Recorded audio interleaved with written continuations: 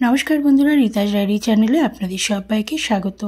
আজকে এই পর্বে আমি গুরুত্বপূর্ণ বিষয় নিয়ে আলোচনা করব মানি প্ল্যান্ট। মানি প্ল্যান্ট ঘরের ভুল দিকে রাখলে আপনি ফকির হতে বাধ্য। অনেকেই জানেন না এই গাছ কি, কোন দিকে লাগায়, কি তার নিয়ম, কোন জল ঢালা হয়, মানি প্ল্যান্টের গোড়ায় কি দিলে আপনি আর্থিক উন্নতি ফুলে ফেঁপে উঠবে, সেটাই কিন্তু আজকে আমি জানাবো। বাস্তুশাস্ত্র অনুসারে মানি প্ল্যান্ট খুবই শুভ বলে মানা হয়। মানি প্ল্যান্ট নিয়ে একটা ধারণা আছে যে যেখানে মানি প্ল্যান্ট যায় সেখানে টাকা পয়সা, ব্যবসা সব কিছু কিন্তু বেড়ে ওঠে। মানি প্ল্যান্ট হচ্ছে ধনের দেবী, এখানে মা লক্ষ্মী বাস করেন।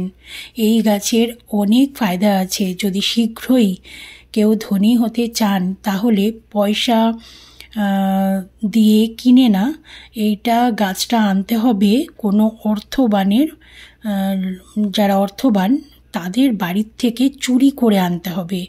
আর সেই ঘরে যেন পুজো পার্বণ নিষ্ঠা এসব থাকে, তাহলেই সেই ঘর থেকে যে মানি প্ল্যান্টটা আপনারা এনে নিজেরা ঘরে রাখবেন সেটাই কিন্তু অসাধারণ কাজ দেবে। এটা কিনলে কিন্তু সেরকম কোনো কাজ পাওয়া যায় না। এই মানি প্ল্যান্ট যেন শুকনো না হয়, যেন ঘন সবুজ হয়, তাহলে চুম্বকের মতো টাকা পয়সা আকর্ষণ হয়। মানি প্ল্যান্টের বোতলে বা টবে লাল রিবন বা সুতো বেঁধে দেবেন, তাহলে কিন্তু এর শক্তি আরও বেড়ে যাবে। মানি প্ল্যান্ট বোতলে লাগাতে পারেন। এই গাছ মুখ্য দরজায় রাখলে পরে সুখ সমৃদ্ধি আসে। দক্ষিণ পূর্ব দিকে সব থেকে ভালো দিক বলে মনে করা হয়, এতে নেগেটিভ দূর হয়। আর এই দক্ষিণ পূর্ব দিকের দেবতা হচ্ছে গণেশ ঠাকুর, তাই ধন দৌলত সমৃদ্ধি খুব তাড়াতাড়ি আসে। অতি শীঘ্র ধনী হতে সাহায্য করে। যদি এই গাছ হলুদ হয়ে শুকোতে শুরু করে দেয়, একদম শুকনো হয়ে যায় গাছের ডাল বা পাতা, তাহলে বুঝতে হবে আর্থিক অবনতি হতে শুরু করবে সংসারে, খরচ বাড়তে চলেছে। এই বিষয়গুলো কিন্তু ভাবতে হবে।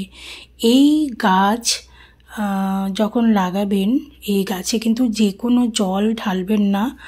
এই গাছে সব সময় পিওর যে খাবার জল, অ্যাকোয়াগার্ডের জল কিন্তু ঢালা উচিত, কারণ এতে যেহেতু মা লক্ষ্মীর বাস, সেহেতু যে কোনো জল ঢালা উচিত নয়। আর এটা কিন্তু ওই বাসি কাপড়ে গিয়ে জল ঢেলে দিলেন তাহলে কিন্তু হবে না। যে কোনো টবের গায়ে আপনারা লাল রিবন বা লাল সুতো বেঁধে দেবেন, দেখবেন যে টাকা পয়সা ধন দৌলত আরও তাড়াতাড়ি আসতে শুরু করে দেবে। আর এই গাছ যখন মেয়েদের পিরিয়ড হয় সেই সময় কিন্তু এই গাছ ছোঁয়া একদমই উচিত নয়। আরেকটা কথা, রবিবার দিন কিন্তু এই গাছে কখনোই জল ঢালবেন না। যদি রবিবার দিন জল ঢালেন তাহলে কিন্তু আপনাদের আর্থিক অবনতি হতে শুরু করে দেবে। আর ব্যবসা বাণিজ্য এগুলো কিন্তু সবটাই কিন্তু অবনতি হতে শুরু করে দেবে। এই গাছ যত উপর দিকে উঠবে তত কিন্তু ঘরের সুখ শান্তি বজায় থাকবে। এই প্ল্যান্টের টবের মাটিতে একটা জিনিস পুঁতে দিতে হবে, সেটা হচ্ছে 1 টাকার কয়েন। 1 টাকার কয়েন মাটিতে পুঁতে দিলে পরে প্রচণ্ড ভালো হবে, তাতে আর্থিক উন্নতি আরও বেশি আসবে এবং টাকায় টাকায় ঘর ফুলে ফেঁপে যাবে।